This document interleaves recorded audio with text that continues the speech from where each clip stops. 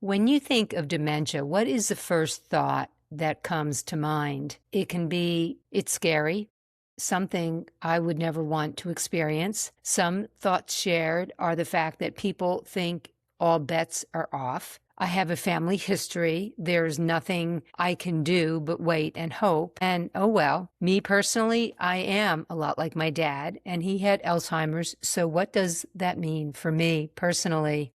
I have some good news to share today, and while there are no guarantees, I can offer that there are some things we can do to lower our risk. As a clinical SLP, I've provided cognitive therapy to literally hundreds of patients with dementia-related diseases. I saw firsthand that cognitive exercises completed on a regular basis revealed positive results for patients with mild cognitive impairment, also known as MCI. If we are more intentional about taking care of our brain, we have the opportunity to build a stronger infrastructure and increase our chances of warding off this awful disease. A disease that I think you will agree is not only scary and changes your life, but changes the lives of the loved ones around you. Welcome back to Beyond the Glass Slipper. I am Cindy, and this episode is part of our Conversations with Cindy series. My goal today is to share 4 things with you, and I hope that you will take them with you today. The first thing is that your brain is far more adaptable than many of us were ever taught to believe. With some intentional action and perhaps a little TLC thrown in, I think this is how we can care for our brain. I am super excited that I have this opportunity to share all of this with you.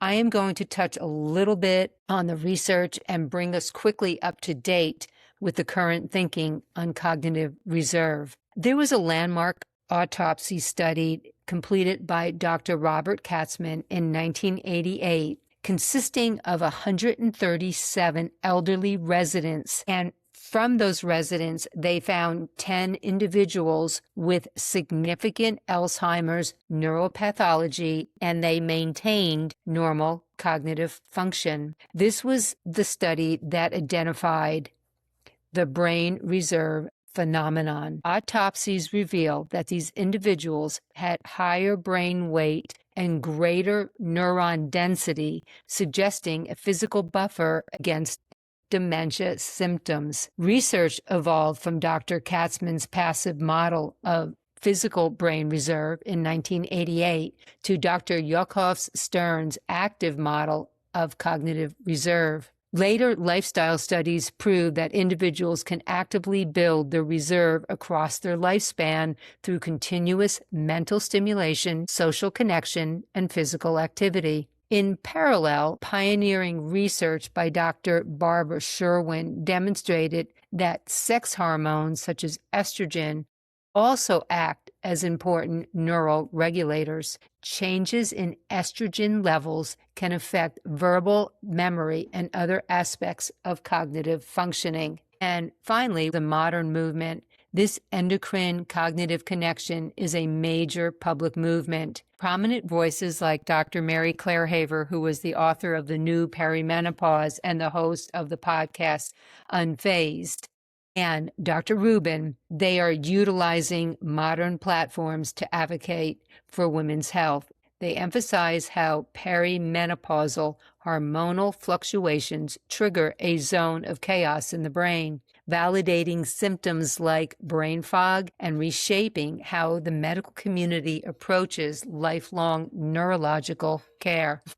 I wanted to mention the work by Dr. Sherwin, Rubin, and Haver, but I will not elaborate on this in this episode. However, there is some discussion in both episodes 6 and 12, and this topic is planned for a future episode. So those are the research findings, but I want to take a closer look and use the visualization of a large city to illustrate cognitive reserve. Think of your brain like a major city. Okay, get a picture of it in your mind, whatever this major city may look like to you. Okay, so Dr. Katzman's early research showed us the highway itself, the physical brain structure. When Alzheimer's disease hits, It's like a massive traffic jam caused by amyloid plaques blocking the main road. Now, imagine two women driving towards the city.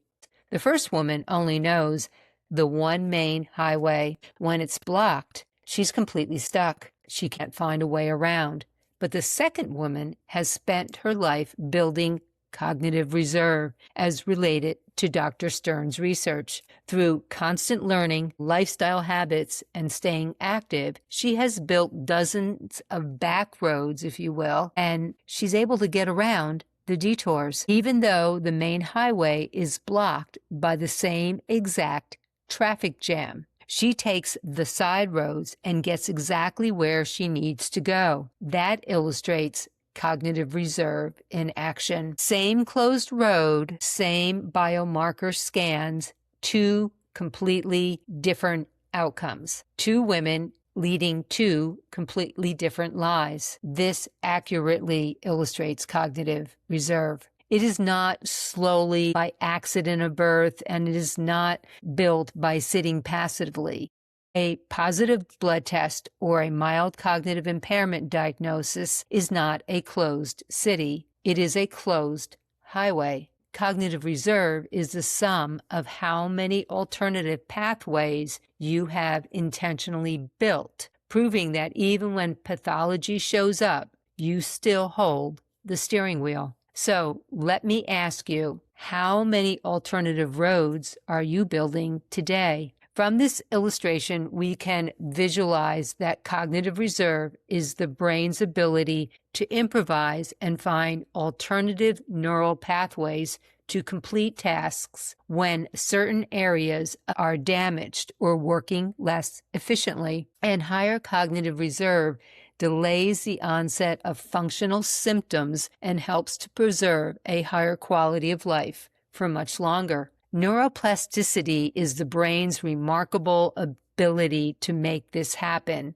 and allows us to change and adapt throughout life. Brain maintenance refers to caring for the health of the brain, and additional evidence from the National Institute on Aging, the Alzheimer's Association, and the 2024 Lancet Commission and major trials throughout the United States and specifically in Finland all point in the same direction. Managing blood pressure, staying physically active, and deliberately learning something new are tied to a meaningfully lower risk of decline. In one study, older adults practicing several of these habits together had a 60% lower risk of Alzheimer's than those practicing almost none. And in a 20-year follow-up published just this year, older adults trained in a specific thinking skill were less likely to be diagnosed with dementia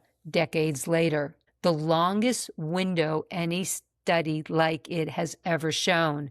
This is not folklore, this is data. One of the things I appreciate most about good science is that it is comfortable saying, we do not know yet. We do not have a scan that reads out exactly how much reserve someone has, and we do not fully know how much of it can still be built later in life versus how much was set early on. This science is being honest. There was a patient on my caseload. She comes to mind frequently. I think she is a real example of a person with cognitive reserve. She was an editor for a top fashion magazine in New York City. She's bright, she's curious, and engaged with life. She learned she had amyloid plaques and tau tangles. She was in a clinical trial when I started to see her in therapy, which was a year after her involvement with the study. With no signs of improvement in her pathology, she was discharged from the study. She became, understandably so focused on the diagnosis. I gently reminded her over and over to spend more time focused on how well she was functioning in everyday life. She and her husband continued traveling the world. She remained socially engaged, used her trained compensatory strategies, completed the cognitive exercises both with me and outside of the therapy setting, and overall, she embraced life. Today, which is about 3 years later, I occasionally see her travels on social media. Every photograph she posts reminds me that a diagnosis never tells the whole story. What does the research continue to support right now? It continues to support the importance of education, continuing to learn, staying active, and socially engaged all matter. Providing yourself with cognitive stimulation and leading a healthy lifestyle. But on the other hand, it would be irresponsible for me to tell you that any of these are guarantees. They are opportunities. The research does not tell us that puzzles prevent dementia. It doesn't promise anything other than hope and potential benefits of being intentional about your brain health. So many of my patients taught me so many things.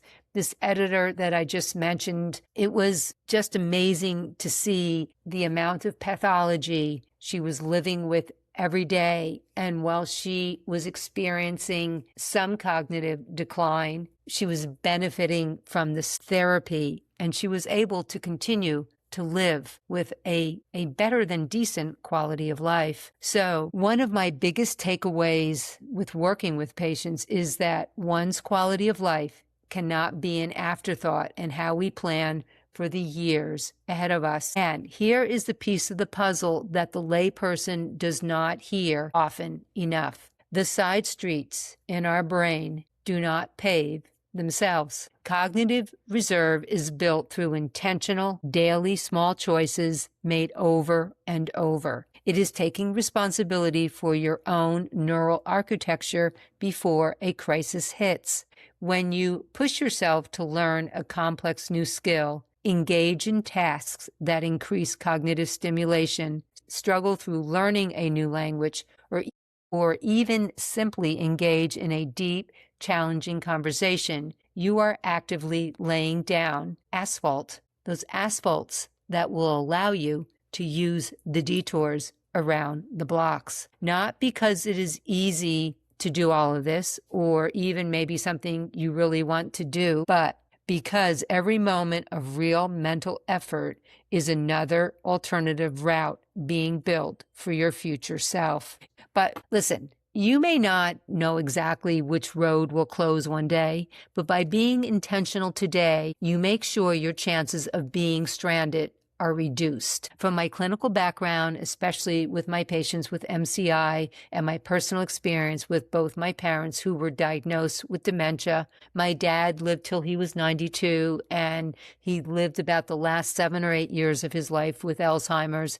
My mom lived till 94, but her last 2 years of life, she lived with dementia that was caused by hypercalcemia. So I know that cognitive stimulation can enhance a person's quality of life. And from what the research is supporting today, exercising your brain is as important as exercising your body, to which there are documented benefits. Not only will your body benefit, but your brain health will benefit as well. So from all of this, I have developed Brain Sparks. This is the second message I want to leave you with today. You need to provide cognitive stimulation to your brain over and above your current baseline of function. And there are things you can also be doing to reduce stress, which is also important for brain health. But again, that's another topic for another episode. I have a section on my website, beyondtheglassslipper.com, called the Encore Brain Center, developed just for women like you and me. Check it out. Your brain will be glad that you did. Simply write, lock it in, and laser sharp are 3 brain sparks I would like for you to try and incorporate into your routine. If not daily, at least 3 to 4 times a week. The exercises, they can take from 1 to 10 minutes a day. And if you don't have the 1 to 10 minutes in your day to give to your brain, then I have to ask you, who are you giving those minutes to, and how is it benefiting your brain today and your brain for later down the road? Here is the third thing I want to leave you with. I am not telling you a brain spark will prevent dementia. Nobody that's being honest can promise you that. What I can tell you is this. It invites you to intentionally engage your brain using strategies the research actually supports. It is not an insurance policy, but it is an act of intention. Because if we want our encore years to be our best ones yet, we cannot simply hope our way there. We have to be intentional about it. Thinking back on the city brain analogy, the road being closed does not mean the trip is over. So the message is simple. Shift the focus away from the damage if you happen to be experiencing some cognitive changes or have an MCI diagnosis, and put the focus on the detours we can avoid by building new pathways every single day. If you are experiencing some cognitive changes and have not discussed this with your healthcare provider, please make this appointment and this discussion a priority. Which brings me to the fourth thing I want you to remember today. Hope lives where science and action meet. Science gives us knowledge. Action gives us agency. Hope lives in the space where the two meet. As mentioned earlier, you can find the Brain Sparks, the 3 that I mentioned, in the Encore Brain Center. I also hope you join the Encore Women's Circle. Both of these can be found on my website. Thank you for spending this time with me. If this resonated with you, please let me know. If you have a friend who may benefit, please do all of us a favor and pass the link to this episode on. I would love to hear from you, so please feel free to email me your questions, comments, and if you have a story to tell, I have a feeling my audience would love to hear it. You can always reach me at beyondtheglassslipper55@gmail.com. I appreciate you. Please share generously, and as always, remember to be curious.